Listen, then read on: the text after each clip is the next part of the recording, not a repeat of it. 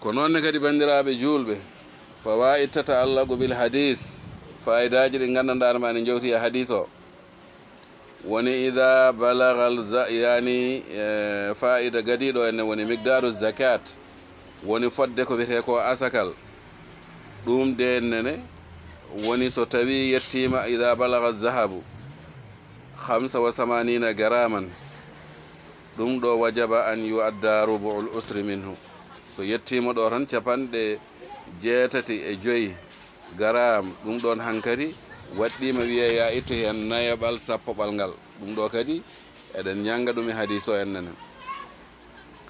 masalan tan sen ƴetti e yeru mo gandanɗa ma tan mbo ɓuraten famde enen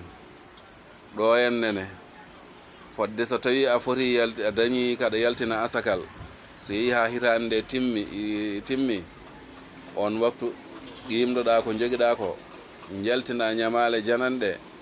so tawi a heddorima ko timmi nisab e on waktu totta hen asakal ɗum woni ɗo nene bandiraɓe julɓe ɗum noon masalan woni capanɗe 75 o garam oro ɗum ne kadi haadema andude ɗum ko ma jaaha e liggotoɓe or namdoɗaɓe garam or o holno foti jarata taqriban ɓe mbima hande garam o nan yaara e ujunnaji 4 walla e ujunnaji 5 namdoɗa par ce que oro waɗa sahane fecco wiya e pecce 3 ene woodi mo ganduɗa ma ɓuuri serde e dewɗe hen nene e deftude hen e on waktu noon so tawi a jaggi ɓurɗo serde a ƴetti a waɗi multiplié par capanɗe 85 o rokkima mana million ngaji 2 ɗum ganda sa dañi ɗum ganda a dañi nisab aɗa foti yaltinde hen asakal jaltina hen asakal ɗum woni ko anduɓe men ɗo e leydi ɓe kewi wiide million foof jaltina hen ujunnaji 5 a faami joni hankkadi no ɓeydori foof e on waktu mbawa hankkadi qimdade ɗum million ngaji 2 ujunnaji 10 million ngaji 3 15 million ngaji 4 ujunnaji 20 ɗum ɗo woni ko a haali anduɓe meɗen bil ihtisar nde tawno wiide ne jumpa hen ha nder kadi e on waktu kadi ɗeɓat sattude seeɗa joni noon so tawi ko dammiri so ɗi jettima capanɗe 4 ha ɗi jetto 120 woni hen ko dammuhol gotol so ɗi jettima 121 ha ɗi jetti 200 ɗon ko dammiri ɗiɗi goni hen so ɗi jettima 100 walla 200 hankadi ha yetto 300 ɗon woni hen ko dammiri 3 ɗon woni wiyete hankadi woma zada ala zalik fa fi kulli mi'atin sa'a hankadi a eggate ɗum ɗon mbaɗa tan 100 limɗa dammuhol foof jaltina dammuhol gotol ɗum ɗo woni hankadi ƴewano way webde an gaynako aha ɗum saɗani 100 dammuhol foof jaltina dammuhol gotol baali 100 mbaalu goto ayde bey 100 mbewa goto ayde amma so tawi ko 4 noon ɗum ne kadi fi kulli salasin tabi'e so tawi hankadi a limi 40 nagge jaltina ñale walla ngaari ndewndi e nene muɗum walla ñale rewge e nene muɗum so tawi ko par 40 limɗa jaltina nagge duuɓu limge ayde geloɗi so yettima 5 ko dammuhol gotol jaltinta hen ko ɓeydi e ɗum ɗo nene hankadi kañumne hankadi fa kama fi hadisi anas no aride hadis anas ibnu malik radiyallahu anhu fayida ɗimmijo ɗum woni holi fotɓe firlidde asakal ɗum ne kadi ganda ne foti joguiɓe toɗɗaɓe tan ɓe Allah subhanahu wa ta'ala haali alqur'ana ko ɓeɗo poti ƴettude asakal ngal tottaɓe en asakal ngal ɓe maɗa musrifu zaka firlitoɓe asakal ngal ngal firlittake kangal asakal ngal so wona e leƴƴi jeenayyi kaalaɗi e qur'ana to e suratu tawba aya capanɗe jeegom ɗo jomiraɗo wiɗo innama sadaqatu lil fuqara'i wal masakin wal amilina alayha wal muallafati qulubuhum wa fi rriqabi wal gharimin wa fi sabilillahi wabni sabili faridatan min Allah wallahu alimun hakim. ayde asakal ngal wodani ko hato jinɓe, wodani ko miskineɓe, wodani ko gollotoɓe nelaɓe yo jaggoy ɗum, wodani ko wownoteɓe ɓerɗe mumen nga ha mbawa nadde l'islam, wodani ko jiyaɓe yiɗɓe fotɓe sottaɗe, wodani ko joom ñamale en e wonɓe lawol Allah ɗanngal taw ngala ko yettinɗo men ɗo payi. so yiɗi ni tawon koɓe jogui to galleji mabɓe kono noon ɗoɓe goni ɗo kam hande koɓe hato jinɓe hen. walla o mo gandanɗare ma oɗo kanko de ko gonɗo e ɗanngal ala kulli haalin. jomiraɗo limi jeetato ɓe wi ɗum ɗo ko farilla Allah subhanahu wa taala.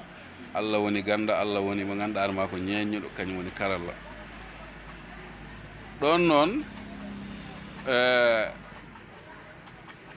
anduɓene gaddi hen seeɗe ko wayno ibnu usaymin rahimahullah waɗa saaha jiya neɗɗo yaltina asakal wiya a totti oɗa fotani ɗum tottude, kono kala kato jinɗo hen tan mo ganduɗa ma ene jojjide e muɗum alani foti tottede. ibnu usaymin rahimahullah ƴeewa o dallinirima e hadis ma'an ibnu yazid wonde neɗɗo ne wawi ittude asakal totta ɓiyum, kono noon ko ɓe sharɗi an la yanwi isqata wajib, tawa anni yaake fukkude ko waɗɗi koye makko, kanko foti waɗande ɓiɗɗo o totta ɗum asakal pour o wasa waɗande ɗum ala. kono so jagguima koye miskine fodɓe heɓtano tottiɓe on waktu ene wawi wonde. ngati o ƴeewi ko hadis ma'ana ibnu yazid, yazid nde yaltina asakal joƴƴine jama wi yo tottane, nden yeehi hankkadi ha gandanɗa hoorema mana ari ɗo nen nene gonnoɗo ɗo itta asakal ngal tottimo, yazid tin ɗum wi wona an ganninomi ya totte, ni woni o yimin mi heeɓi komi tottade mbeɗa handi hen. ɓe jaadi to nelaɗo sallllahu alayhi wa sallam, nden ɓe jettima nelaɗo wimo wala kama akhadta ya man wala kama nawayta ya yazid, an man ko ganniɗa ko a dañi ɗum, annene yazid ko ƴettuɗa ko an jeeyi, mana an yazid ko ganniɗa ko a heeɓi ɗum, annene man ko ƴettuɗa ko annene ne wodanma. ɗo wi waddene de ene sella neɗɗo yaltina asakal totta ɓiyum ɓe sarɗi an la yanwi isqata wajib. ko heddi ko bandiraɓe julɓe, ko rentinede neɗɗo wertindade julde. Allah subhanahu wa taala sappinima goppowo julde e lepte jahannama e lepte ɗe gandanɗarema ko biyeteɗo waylu, ko lepte ɗe gandanɗarema ko biyeteɗo hayi. ɗum ɗo foof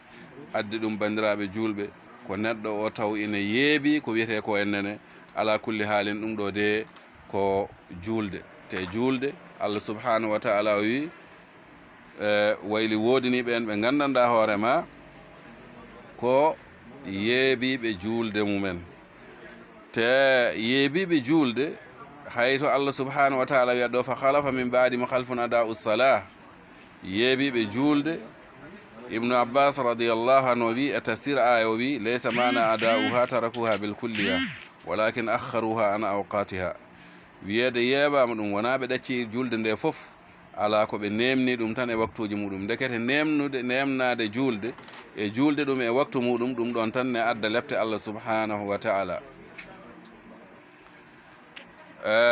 alqasim o wi innama ada'u almawaqita walaw kana yani tarkan walaw kana tarkan kana kufran. o yi way kono ɓe jeebima waktuji ɗi tan sinno fo laatinoma ko ɗaccude nde bom, ɗum ko kefragal wonata wal iyadu billah. o dalliniri e konngol jomiraɗo subhanahu wa taala ngol wi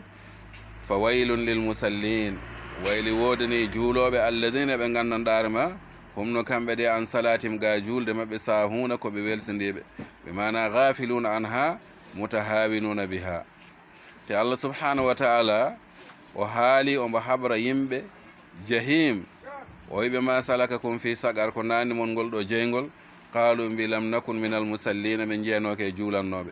walam nakun nut'imul miskina, min ñammintano miskineɓe, wa kunna nakhudu ma al khaidina, amin jumpanno wonde e jumpoɓe, wa kunna nukadhib bi yawmiddin, min laatinoma min penne ñalawma jobdi hatta atana al yaqin, ha are amin ni dar ngatanan kadi.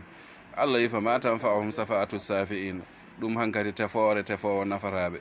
ene jaa hen ɗaccude juulde ko min asbabil khusrani fi dunya wal akhirah ɗaccude juulde koye sababuji ɗi gandanɗare ma ene mbawi neɗɗo perta aduna e lahara wal iyadu billah ko sababu e pertugol aduna e lahara ngati jomiraɗo subhanahu wa ta'ala o wiye suratul munafiqun ya ayyuha alladhina amanu la tulhikum amwalukum wala auladukum an zikrillah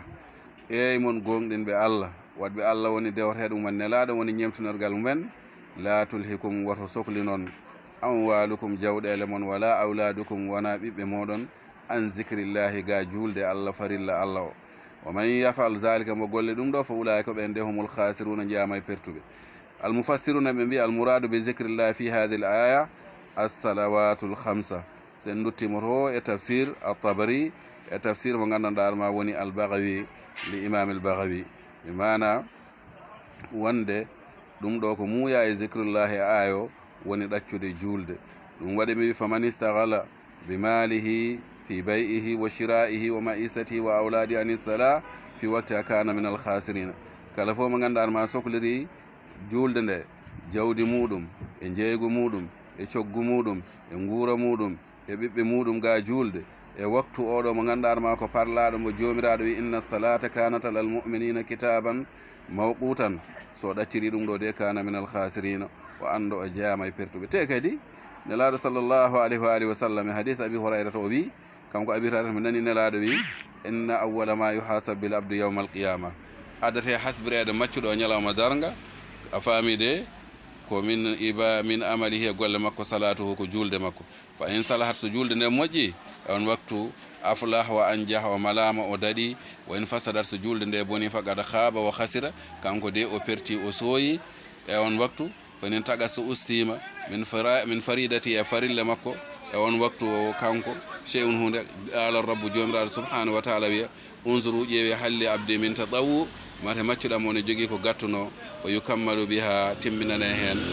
ma yanima man taqasa min al farida ko usti koye farilla summa yakunu sa'iru amalihi ala dhalika laato golle dendagal golle makko on noon bandiraɓe julɓe hettoronoɓe yani yewtere meɗen walla darsu meɗen arba'ina nawiya ko ɗo kadi daroɗen ha lawol gongol inchallah in qaddarallahu lana liqa wal baqa gartane yewtere nde ko moƴƴi hen koye jomiraɗo ko manki hen koye men cheytane ɗen ñaago yo allah yaafen yaafo dendagal bandiraɓe julɓe wa akhiru da'wana an alhamdulillahi rabbil alamin wa subhanaka allahumma wa bihamdika ashhadu an la ilaha illa anta astaghfiruka wa atubu ilayka wassalamu aleykum wa rahmatullahi wa barakatuh.